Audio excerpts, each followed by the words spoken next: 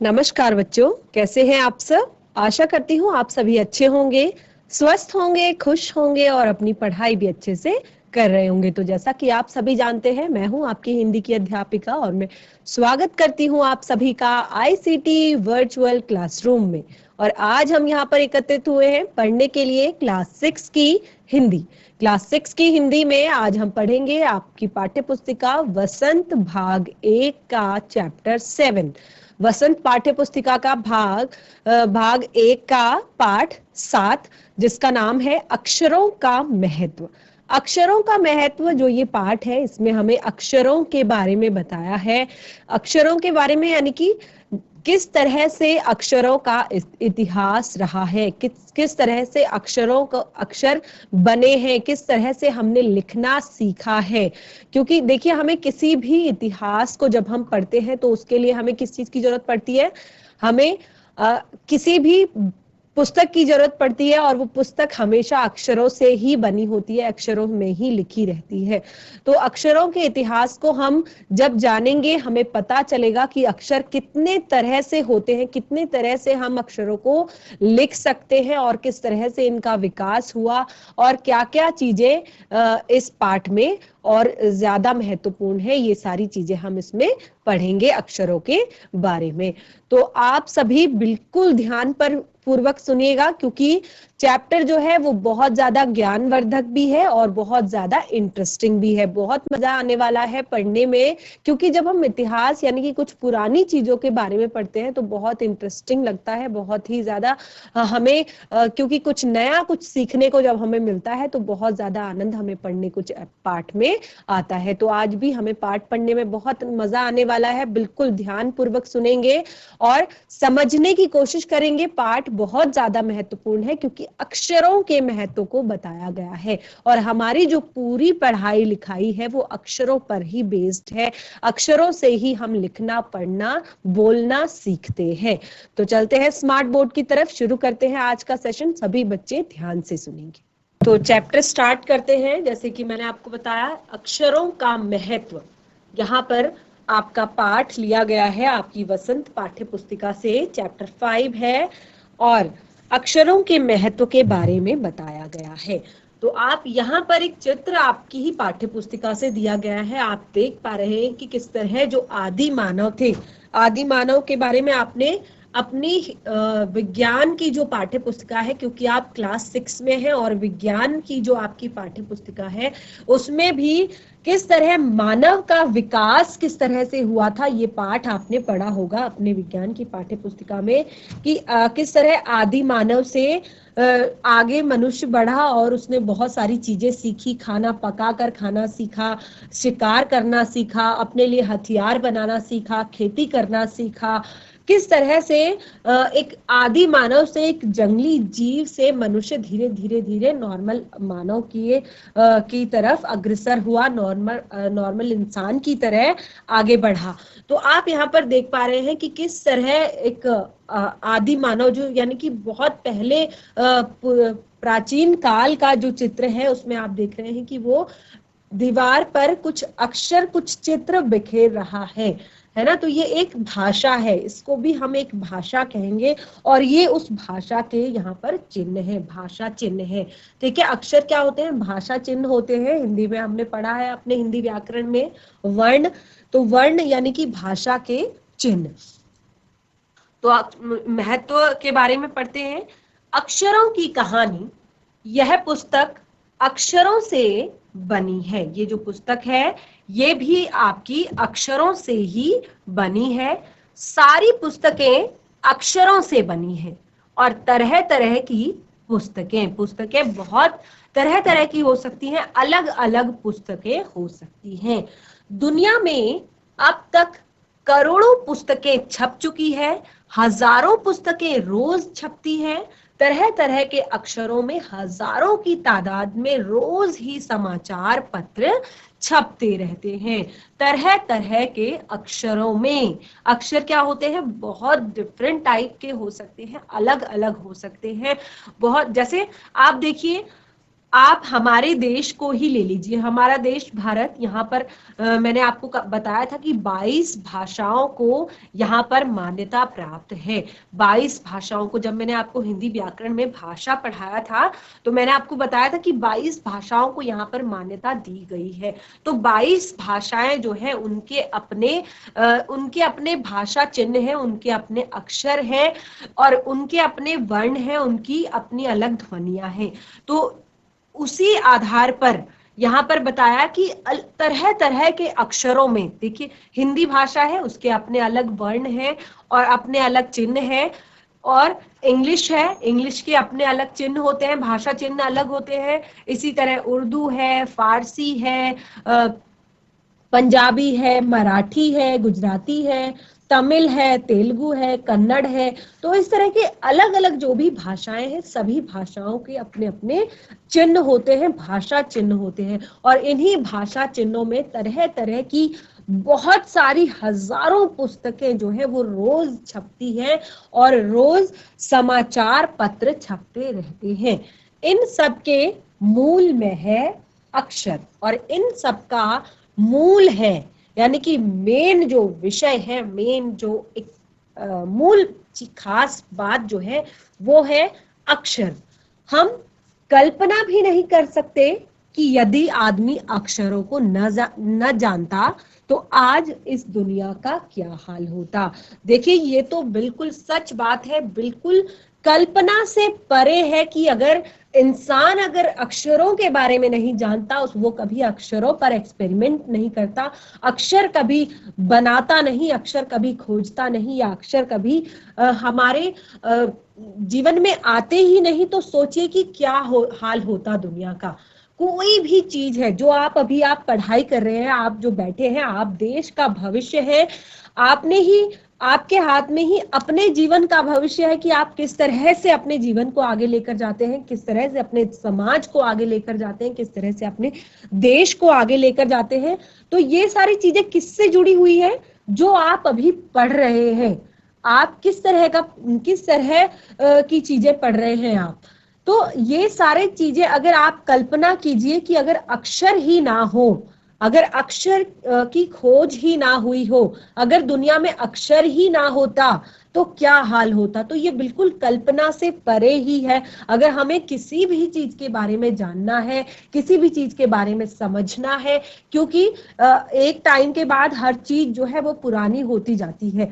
तो जैसे जनरेशन आगे बढ़ती है, जैसे आप हिस्ट्री पढ़ रहे हैं, इतिहास पढ़ रहे हैं, तो अक्षरों के ही एक महत्व है कि अक्षर है तभी वो पुस्तकें लिखी गई और आज आप उस इतिहास को पढ़ रहे हैं। क्योंकि वो टाइम ऐसा तो था नहीं कि बहुत अच्छा टाइम था और वहां पे सारी चीजें रिकॉर्ड कर दी हो और आपने रिकॉर्डिंग सुनी, रिकॉर्डिंग देखी। लेकिन इतिहास जो है वो ज्यादातर क्या होता है, हमें किताबों में ही पढ़ने को मिलता है इतिहास के बारे में। तो किताबें जो है वो अक्षरों के बिना अधूरी है, अक्षरों से ही किताब बनी हुई है। तो यहाँ पर यही बताया गया कि हम कल्पना भी नहीं कर सकते, अगर मनुष्य अक्षरों को नहीं जानता तो आज इस दुनिया का क्या होता। कोई कह सकता है कि अक्षरों को हम अनादिकाल से जानते हैं, अक्षरों का ज्ञान हमें किसी ईश्वर से मिलता है। कोई कह सकता है कि हम अक्षरों को अनादिकाल तक, यानी कि बहुत पहले से, अनादिकाल यानी कि बहुत पुराने टाइम से जानते हैं, बहुत पहले से जानते हैं, और अक्षरों का ज्ञान जो है हमें किसी ईश्वर से मिला है, भगवान से मिला है। पुराने जमाने के लोग सचमुच ही सोचते थे कि अक्षरों की खोज ईश्वर ने की है। जो पुराने जमाने के लोग थे वो सचमुच समझते थे कि अक्षरों की खोज जो है वो ईश्वर ने यानी कि भगवान ने की है।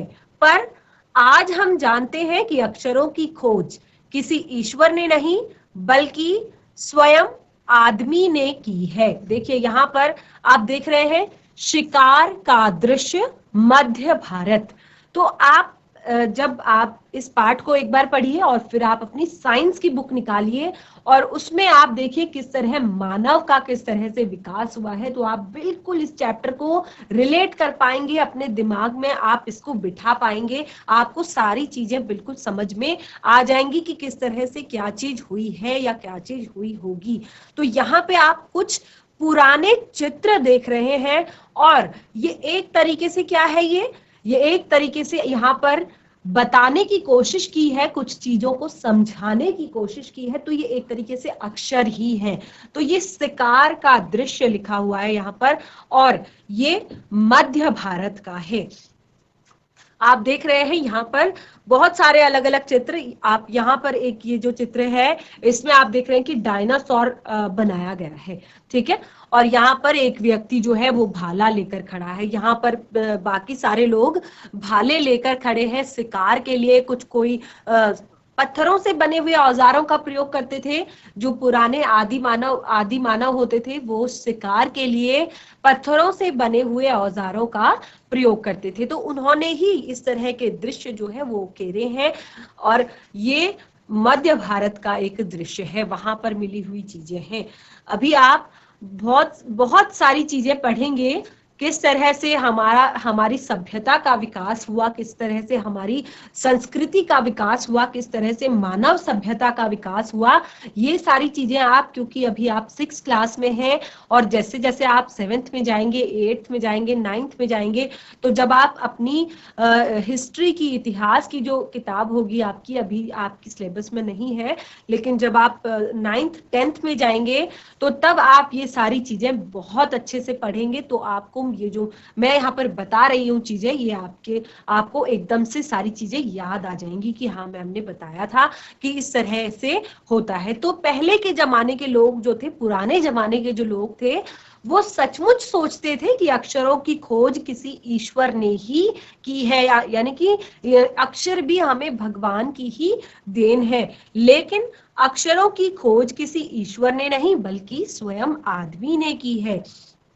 और अब तो हम यह भी जानते हैं कि किन अक्षरों की खोज किस देश में किस समय में हुई थी। देखिए, अब इंसान, मनुष्य जो है वो खोज कर करके इतना कुछ भी जान चुका है कि कौन से अक्षरों की खोज कौन से देश में और किस समय पर हुई थी। क्योंकि जब आप अभी आगे पढ़ेंगे, जब हड़प्पा सभ्यता के बारे में पता चलेगा या कोई और जो सभ्यता, बहुत सारी सभ्यताएं बनी, यानी कि जब मनुष्य का विकास हुआ तो धीरे धीरे, जैसे कि मैंने आपको बताया, सबसे पहले उसने अपने लिए पत्थरों के औजार बनाना शुरू किया, फिर उससे उसने शिकार करना शुरू किया। फिर एक दिन आपने कहानी सुनी होगी कि पत्थर आपस में टकरा गए जंगल में अचानक से और वहां पर आग लग गई और बहुत सारे जानवर जो है वो जल गए। और उससे क्या हुआ कि आदि मानव ने भुने मांस का टेस्ट लिया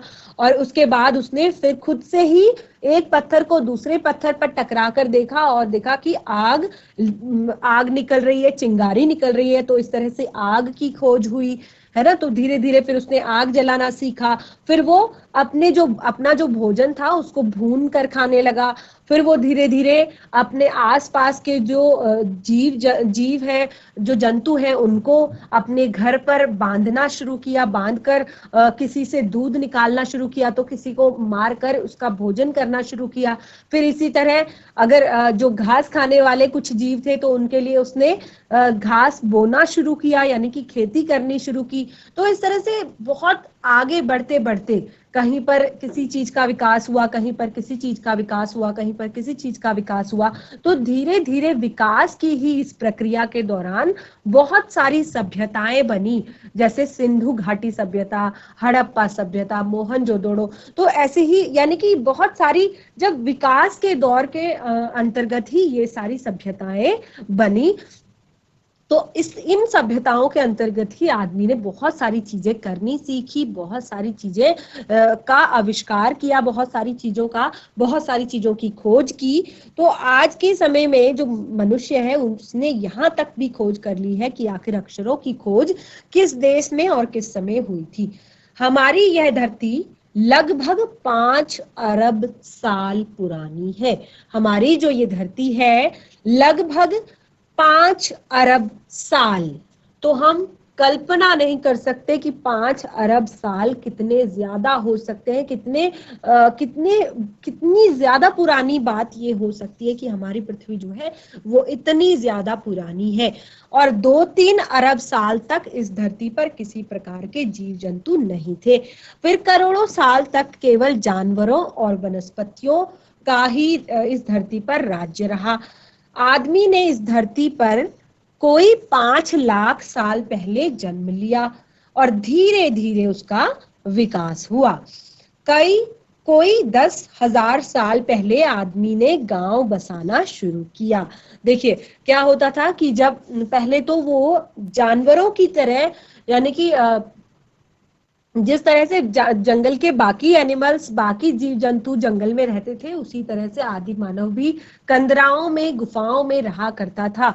लेकिन फिर क्या हुआ, जब उसने इस तरह से धीरे धीरे इस थोड़ा थोड़ा विकास उसके अंदर होना शुरू हुआ, तो फिर क्या हुआ, उसने अपनी एक कॉलोनी विकसित करना शुरू की। कॉलोनी मीन्स अपने जैसे लोग जैसे इकट्ठे करके वो साथ में रहना उन्होंने शुरू किया।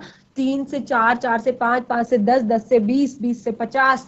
तो इस तरह के उन्होंने गांव बसाना शुरू किया धीरे धीरे। और फिर वो खेती करने लगा, पत्थरों के औजारों का इस्तेमाल करने लगा। फिर उसने तांबे और कांसे के भी औजार बनाए, क्योंकि जैसे जैसे धरती का विकास हो रहा था, पृथ्वी जब पृथ्वी धीरे धीरे ठंडी हो रही थी, अपने नॉर्मल टेम्परेचर में आ रही थी, अपने नॉर्मल तापमान में आ रही थी, तो जितने भी ये धातुएं हैं, धातुएं हमें कहाँ से प्राप्त होती है? अब धातुएं क्या होती है?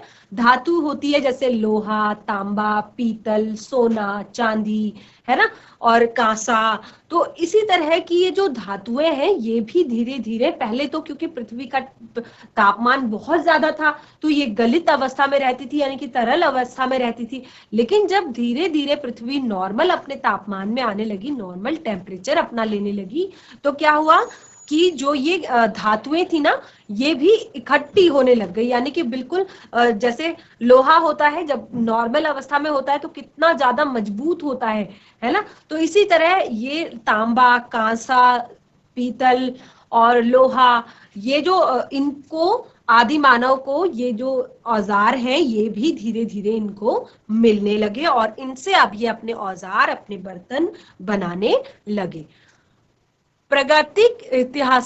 प्रागैतिहासिक मानव ने सबसे पहले चित्रों के जरिए अपने भाव व्यक्त किए।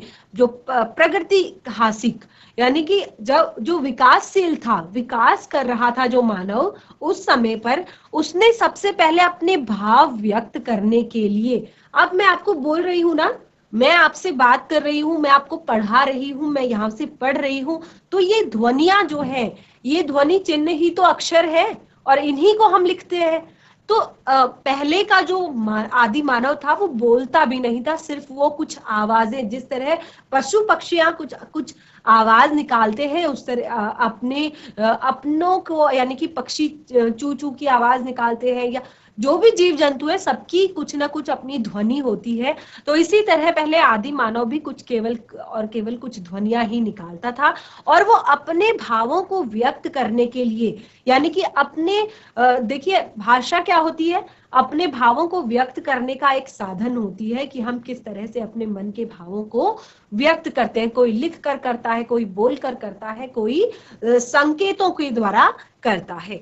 तो यहाँ पर सबसे पहले मानव ने, जो विकासशील मानव था, जिसका विकास हो रहा था, उसने क्या किया, अपने भावों को चित्रों के जरिए व्यक्त करना शुरू किया, चित्र बनाने शुरू किए, जैसे पशुओं के चित्र, पक्षियों के और आदमियों आदि के चित्र। उसने फिर जैसे देखा, क्योंकि वो उसने देखा और फिर उसने एक लकड़ी ली और जो दीवार थी उसी पर उस तरह का ही चित्र, जैसे मैंने आपको यहाँ पर दिखाया, आप देख पा रहे हैं यहाँ पर कि एक डायनासोर, आपने डायनासोर भले ही अब हमारे पृथ्वी पर नहीं है, लेकिन हमने टीवी में बहुत ज्यादा डायनासोर्स देखे होंगे, मूवी भी आपने देखी होगी। तो इस तरह का एक चित्र उन्होंने बनाया। तो आप देखिए, आपने ये चित्र देखा तो डायरेक्ट आपके माइंड में आ गया कि ये डायनासोर है ना। अगर और जैसे यहाँ पे आप देख पा रहे हैं कि एक आदमी जो है वो खड़ा है, उसके 2 हाथ हैं, एक सर है, 2 पैर है, और एक हाथ पर उसने कुछ भाला पकड़ा हुआ है। तो आप देख रहे हैं कि ये एक मनुष्य का चित्र है। यहाँ पे आप देख रहे हैं, यहाँ पर भी सेम बिल्कुल बनाया गया है कि 2 पैर है, सर है, हाथ है, और हाथ में एक डंडी ली हुई है, लकड़ी ली हुई है, या कोई शायद औजार होगा। तो ये शिकार करते वक्त का चित्र है। और आप यहाँ पर, तो इस तरह से मनुष्य जो है, आप यहाँ पे स्पष्ट रूप से देख पा रहे हैं कि मनुष्य उस समय जो है अपने भावों को व्यक्त चित्रों के द्वारा करता था। तो ये भी एक भाषा है, ये भी एक भाषा के चिन्ह है। यानी कि इस तरह से व्यक्ति ने जो है वो लिखना सीखा होगा, भाषा को सीखा होगा। इन चित्रों के संकेतों के बाद भाव संकेत अस्तित्व में आए। जैसे पहले ये जो चित्र थे, इनके बाद फिर भाव संकेत चित्र जो है वो अस्तित्व में आए। जैसे एक छोटे वृत्त के चहुं ओर किरणों का घोतक रेखाएं खींचने पर वह सूर्य का चित्र बन जाता है। अब हमने क्या किया, भाव चित्र निकालने शुरू किए। पहले तो जो देखा उसको बनाया, ठीक है, उसके बाद भाव चित्र। भाव चित्र यानी कि अभी भी आपने क्या सूरज को इस तरह से देखा है? क्या सूरज ऐसा होता है? ये है हमारा भाव चित्र। हम देखते हैं कि एक गोल सी आकृति है और उससे किरणें निकल रही है। तो हमारे मन के भाव हैं, हमने उसको इस तरह से यहाँ पर व्यक्त किया, इस तरह से अपने मन के भावों को यहाँ पर उकेरा, इस तरह से अपने मन के भावों को यहाँ पर चित्रित किया। ठीक है, फिर हमने पेड़ का बनाया। तो पेड़ भी हमने बिल्कुल पहले इमेजिन किया, हाँ इस तरह का लगता है, तो हमने इस तरह से पेड़ बना दिया। ठीक है, नदी हमने देखा कि बिल्कुल एक अपनी एक चाल पे चलती है, फिर हमने नदी बना दी। तो इस तरह से मनुष्य ने अपने भाव चित्रों को रेखांकित करना शुरू किया, और बाद में यही चित्र जो है वो ताप या धूप का घोतक बन गया। जैसे सूर्य का चित्र बनाया इस तरह से, और बाद में कहीं पर भी अगर हमें ताप को दर्शाना है, कहीं पर भी आप बनाते हैं ना, आप चित्र बनाते हैं और उसमें सूरज जरूर बनाते हैं। अगर ताप, साइंस में भी अगर आप पढ़ेंगे, अगर आप वहां पर ताप लिख रहे हैं, अगर आप वहां पर सनलाइट लिख रहे हैं, तो आप वहां पर एक सन भी बना देंगे ना, तो पता चल जाता है कि यहाँ पर सनलाइट का प्रभाव है, यहाँ पर सूर्य की किरणें पड़ रही हैं। ठीक है, तो इस तरह से ये जो भाव चित्र है, ये बाद में क्या हुआ, अनेक प्रकार के भाव चित्र संकेत में आए। और भी भाव चित्र, जिस तरह से मैं आपको यहाँ पे बता रही हूँ कि हमने देखा कि पेड़ है या पक्षी है, हमने इस तरह से पक्षियों को बनाना शुरू किया।